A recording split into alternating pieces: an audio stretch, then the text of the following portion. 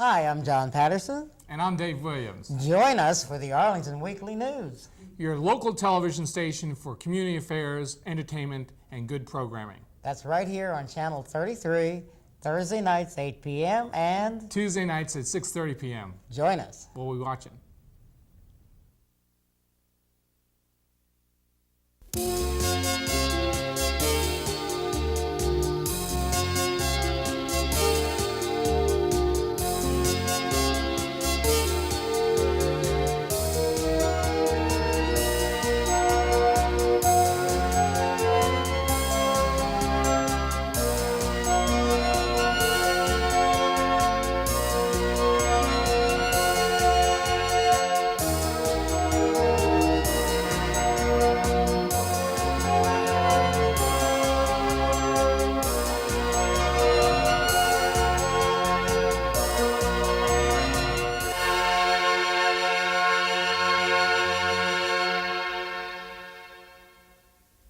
Good evening and welcome to the Arlington Weekly News. I'm Jamie Beckett. Tonight, by the way, is our first anniversary show. It's been 1 year since the Arlington Weekly News began. And I'm Cal Swan. Welcome to the Arlington Weekly News this Thursday, March 3rd, 1983. I'm John Patterson. It's great to be back from Poughkeepsie. Tonight, Penny Goodman has the Arlington Arts calendar. Chad Wick will go bar hopping. I'll have outdoors, and we're trying something a little different tonight. Several weeks ago, we took our cameras to the Parkington Shopping Center. So right now, let's watch. Good evening and welcome to the Arlington Weekly News. I'm Jennifer Van Horn. Gosh, that feels funny. I don't do that anymore. No. You know what, Jennifer, I was thinking the other night about how we started out a few years ago. Well, we started out in 1981, the program, but you were with us back in '82, and we were on the program together. Does it feel kind of strange to be doing this again? It does. It feels very strange, and I'm also very impressed how far Arlington Weekly News has come in the last 3 years since I've been here. Right, from Lower Wilson Boulevard to Upper Fairfax No, Drive. not distance, but just in your sophistication. This is a very well-produced, Yes, I think well-run so. operation, and we had some days where we weren't quite sure if we were going to get the That's show right. on or not. But we always did.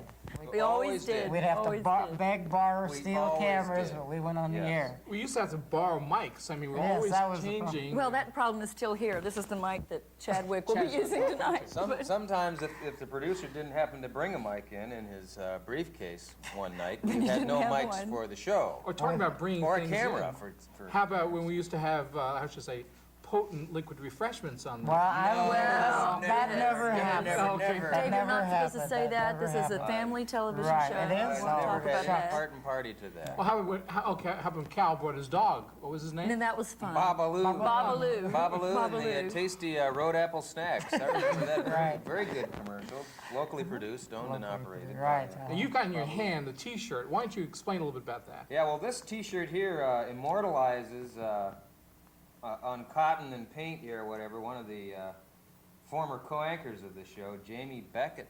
Which one is Jamie? The one with the glasses? All and the hat right, on? Dave. And some other guy there who's sitting next to her Yes. used to be a regular on the show. I guess he still is, isn't he? I don't know. I Chadwick. hear from him every once in a while. Does anyone remember about that shirt? Gosh, It you has- know, he used to it even has- have, he used to have hair on his Now, face, what does too. it, what does it take happened? to be immortalized on a It T-shirt? has Channel that's- 33 here. Yes. The day that those shirts went to press, is that the right term? We were on Channel 3. That's right. And they made the decision right before the shirts What went foresight? on to 33. So we quickly got to the printer, and they made them 33. And there was another T-shirt we had. It was a blue one, and that never sold pretty well. That It may have had been the Arlington- Whitey's shirt. Oh, no. No, That it was was a blue the one. blue one. It had Arlington Weekly News, Oh, but didn't yeah. have a face. Okay. Did this one sell well? Yeah, neither of them sold well. I no, think but- Don still has a few copies, don't Best you? He seller. tried to give a They're few available away. by calling. There's no number on He here. has a warehouse of 20,000. We were trying to fund the A few program. left We'll over, give you a yeah. number at the end of the show where you can call and get more of those First t-shirts. one who calls gets a free one. Well, it was, what, April of 1981 that With the- the We went Arlington on the Weekly air. News first came into existence. So here we are. Here we are. And here we 5 are, years 5 later. years later. Why don't we see years some later. of, maybe they'll show some of these I old think shows they will. I that hope we so. used to Well, do. there's lots of stuff on tape, and I'm sure there'd be something worth looking at for those of you who might have seen other would be- editions of the show. It might be embarrassing also to see the old Oh, but it'd editions. be I think Well, it's going to be classified Jesus. myself. Why not? Should we go? Should we pause now? Shall we, for let's this go to the message? tape. Let's go Let's to this go to the message. tape. News in Spanish is next. Remember that? Spanish is next. Enfoque de Arlington. Okay, let's pause for a Right. brief message. Hi, folks. I'm Chadwick. He's Michael Ball. Together, we're Studio B on the Arlington Weekly News, Thursdays at 8, Tuesdays at 6:30. Be there. I already knew that. Hi, I'm John Patterson. I'll take you outdoors every week on the Arlington Weekly News right here on Channel 33. Thursday nights at 8 o'clock, Tuesday nights at 6:30. Welcome to this special 5th anniversary edition of Arlington Weekly News. I'm Dave Williams. And I'm John Patterson. The Arlington Weekly News began cablecasting in April 1981. I joined the show as an audio technician in early August 1981, and Dave and I made our cable television debuts here in Arlington on September 29th of 1981. In developing this special anniversary edition, we've uncovered a lot of memories about the news that we've all shared with you and try to give you a behind-the-scenes view of producing a local weekly news show and how it has changed during the past 5 years.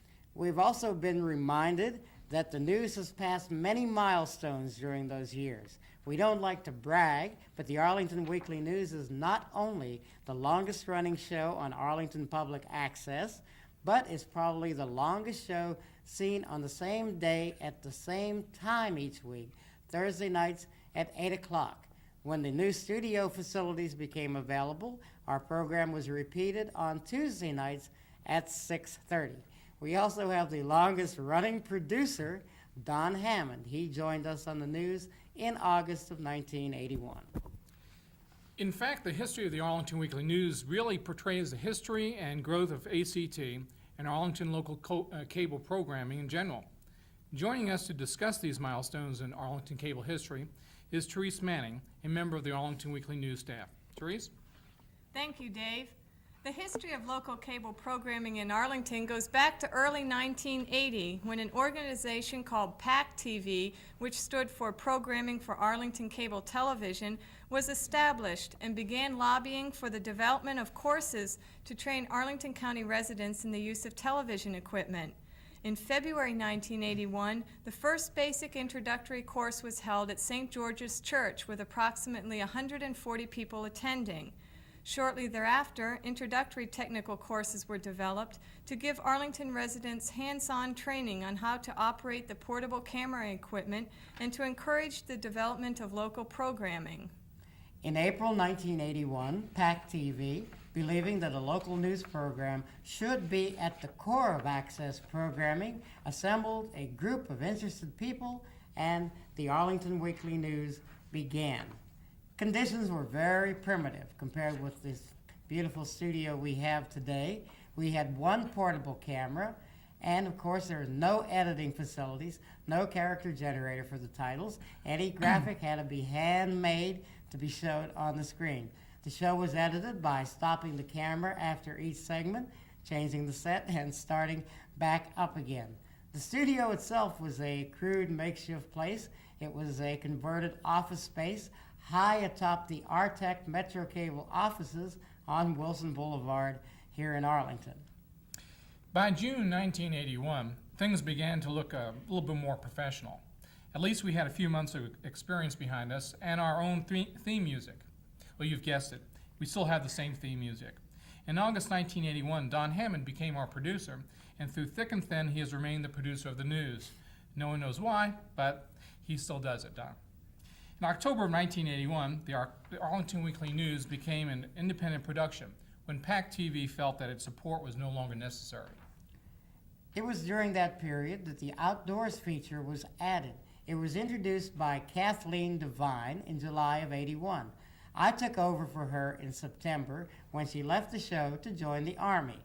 This probably makes outdoors the oldest regular feature on the Arlington Weekly News. And it was also at that time that Dave began his notorious commentary section. And of course, Louise Chestnut, a prominent local person here in Arlington, did her local color and commentaries. In December 1981, the news presented an interview with Santa Claus that won a 1982 Emmy Award for Humor. By February 1982, we had also built our own news set and created a logo. Yes, it's the same one you see at the start of our show today. In the summer of 1982, Chadwick joined our newscast and has been reporting on the best of Arlington's nightlife and live entertainment Bulletin. ever since. Excuse me, July, is that what you said, of 82? 1982. I have a bulletin for you here. Joe Petroni is, hi folks, Joe Petroni is no longer playing at, what was the name of that place? I can't remember. I can't remember I can't either. remember either. And Eskimo Nels is closed, and I have the wrong bulletin. I gotta go back to the news. Thank you, Chadwick. During April 1982, the Arlington Weekly News celebrated its first anniversary on the air with a special edition, one of 2 shows taped at the TV studio at the Career Center of the Arlington Public Schools. In June 1982, another special edition of the news featured a debate on the nuclear weapons freeze, including the potential use of the high frontier of space for nuclear weapons, perhaps the first public mention of one of the predecessors of President Reagan's Star Wars initiative. Then, in August 1982, for the Arlington County Fair, our regular camera person, Ann Zeleny, designed 2 designs for Arlington Weekly News t-shirts. And at least one of the designs is still displayed weekly during Chadwick's Yawn Patrol. But as they were ready to be put into production, Metro Cable changed our channel. We began on channel 3. Effective then, they moved us to 33. But the design was easily changed. Well, recent history for the news began in Arlington in early 1984, after Arlington Community Television was established, but before the studio was ready. During that time, still using only one portable camera and editing by stopping the tape recorder, we taped the show in the conference room of the George Mason University Metro campus, just down the hall from the current studios. After the ACT studios opened up in March 1984, the news crew took the 3 ACT workshops, Portapack, editing, and studio production, while we taped the show each week. By August 1984, we had started taping here in the studio and began to utilize the full capabilities of the studio equipment, such as those special effects that our technical director, Bob Batley, can create during Chadwick's segment. We'll be back after this brief message. Good evening. Stately Wayne Manor here with you once again. The 86 election year screeches in on the heels of Pat McGuire, a Wyoming rancher running on the extraterrestrial ticket. He says that he made his first close encounter in 1976. His wife gets messages from aliens as well, and his 7-year-old daughter speaks to them while brushing her teeth. Like her father, Julie has also gone into politics. She says that with the aliens' help, she was elected 3rd grade president of her class. Also, look for a head drilling to become the hot craze of 86, says Amanda Feeling, co-founder of the Hole in the Head Party. Amanda says the experience recovers the childlike ecstasy one feels when the skull is still soft while in infancy. Said a member of the party, whose membership has tripled since it started, if everyone had a hole in their head, people would be too happy to fight. And this just in. In South America, a primitive tribe has been discovered worshiping a statue of Elvis Presley. When found by explorers, the tribe had lived a peaceful existence, harvesting Peruvian oboe shells. But the big surprise was the reaction the explorers received when they brought mementos of the king back to the tribe. They absolutely loved it, said one of the explorers. Attempt to bring back the statue of the god Elvis proved fruitless and left the explorers complaining of the cruelty of the tribe's heads. They ain't nothing but hound dogs, said the explorers. For Arlington Weekly News, wishing all a happy 86, this is Stately Wayne Manor. Each year, metro area residents and visitors are treated to the largest celebration of traditional folkways in the country. The Smithsonian's Festival of American Folklife is celebrating its 20th anniversary. And joining us to talk about events planned for this year's festival is Dr. Nick Spitzer, a folklorist with the Smithsonian's Office of Folklife Programs. Thank you for joining us this evening. Nick, what was the original concept behind the folk festival when it first opened in 1967? Well, there had been many folk festivals around the country. There have been folk festivals actually since before the turn of the century, celebrating the current concept of what is traditional from the past. The Smithsonian Festival extended from some of those events. There had been the Newport Folk Festival, and some of the people from that got involved in the Smithsonian Festival. But It was really to celebrate traditional culture, the diversity of American traditional culture, and to do that by bringing performers from around the country to the mall in Washington under the aegis of the Smithsonian to perform, to demonstrate crafts, to tell stories, and to show people what they had back in their home communities. About how many people participate each year, an audience and performers? Well, right now we have roughly 250 participants that come from around the country and around the world now. And as far as the visitors go, the estimates are around 1 million over the 10-day period the festival is actually up. I know you yourself are in charge of 2 of the exhibits at this year's festival. Right, yeah. What are those? I've been involved with the Tennessee program, which is celebrating the traditional cultures of the state of Tennessee in conjunction with their Homecoming '86 program back in Tennessee. And we're bringing 90 different performers and craftspersons from Tennessee. And I'm also working on the 20th anniversary stage, which celebrates the 20 years of the festival through music, which we found to be one of the most important symbols of traditional culture in the United States. So we're doing mainly music in that area. I know a lot of times the festival will spotlight a certain country or a certain country's culture. Is there a country being highlighted this year? Right. This year we've got the country of Japan, and we're specializing really in the culture surrounding rice. That is, you're not going to see people dealing with the modern, say, assembly line and the Toyota plant traditions, which are, of course, of interest and important, but we're really looking at the culture that surrounds rice. We're building a large rice paddy, and we'll have people actually working the paddy, and in the paddy will be ritual and festival activities. People have harvest rituals and planting rituals, and they also have songs that accompany work. And then associated with rice, of course, there are foodways, and you know there are crafts based with rice paper and rice straw. And so those are some of the things that will go on. And it will not just be people from Japan, it'll also be Japanese Americans. About 1/3 of the participants are Japanese Americans.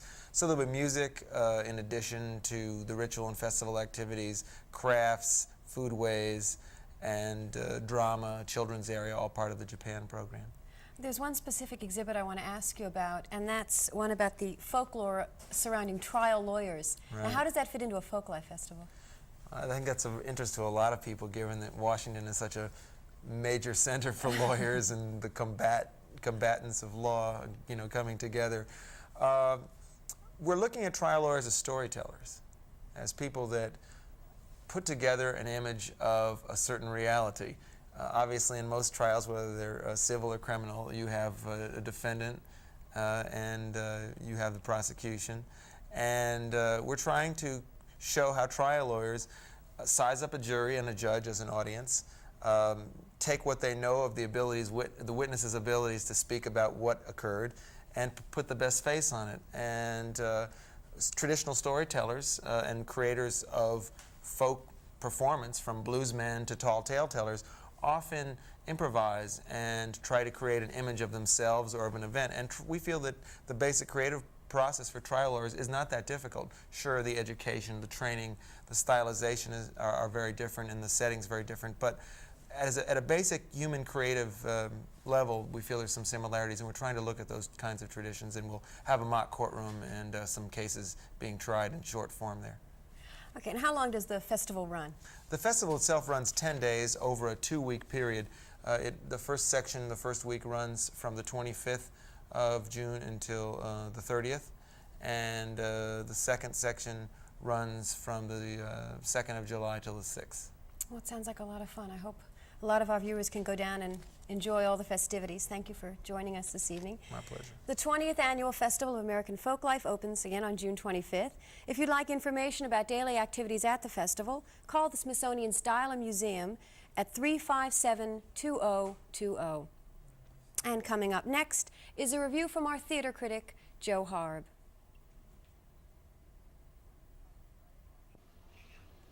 Let me tell you right off that I am not a real big Neil Simon fan. Oh, I like The Odd Couple, but hey, everyone liked The Odd Couple. Last of the Red Hot Lovers was okay, The Sunshine Boys was trite, God's Favorite was light humor disguised as parable, and even Brighton Beach Memoirs exhibited Simon's willingness to sacrifice plot and character at the altar of the quick, guaranteed laugh line. So it was with some trepidation that I approached the most recent theatrical effort of America's most successful playwright. And it is with humble admission of initial skepticism that I issue my own admittedly biased verdict on Biloxi Blues. Biloxi Blues is a winner. Here is a play that combines the one-liner wit Simon has always tossed out so casually with the structure and the plot and the subplot that makes for riveting theater. Part of the attraction of Biloxi Blues is in that the main character is Neil Simon himself. Simon is a young man picking up somewhere after where Brighton Beach Memoirs left off. Eugene Morris Jerome, the stage name Simon has given his younger self, is an innocent but perceptive youth entering the Army in basic training in Biloxi, Mississippi. His goals are simple: to become a writer, to not get killed, and to lose his virginity. Williams Ragsdale, he's the one with his shirt off here, plays Eugene with an attractive blend of introspection and wide-eyed wonder and sass. Eugene is quickly introduced to Army life in the form of Sergeant Merwin J. Toomey, the original career military man who would just as soon embarrass you as say hello. Toomey is every enlisted man's nightmare. He is a psychological as well as a physical trainer who knows every trick and punishment in the book, from latrine duty to raving lectures. He's not the nice Jimmy Stewart type sergeant that Eugene was hoping for. Eugene's boot camp mates are a cross-section of American manhood circa 1943. At one end of the spectrum lurks Wysocki, the big, tough, cocky type. At the other end is Epstein, the quiet, bookish intellectual who recommends that our intrepid writer learn about his craft by reading the entire second floor of the New York Public Library. Simon gives us a few other recruits trying to cover their inadequacies and cope with their fears. Eugene's not the hero of this crew, but it's through his eyes as well as our own that we see the drama of men becoming boys unfold. William Ragsdale hits most of the right notes as Eugene, John Finn jump-starts the play early on with his portrayal of Sergeant Toomey, and Andrew Polk shines among the supporting players as the intellectual and stubbornly independent Arnold Epstein. Biloxi Blues is smartly paced by director Gene Saks, who seems to have allowed each member of the cast to develop those little eccentricities that make life so interesting. What more do you need to know? Biloxi Blues is at the National Theater now. It's good. Go see it. I'm Joseph Harb. Next up, we have Dave Williams with a commentary.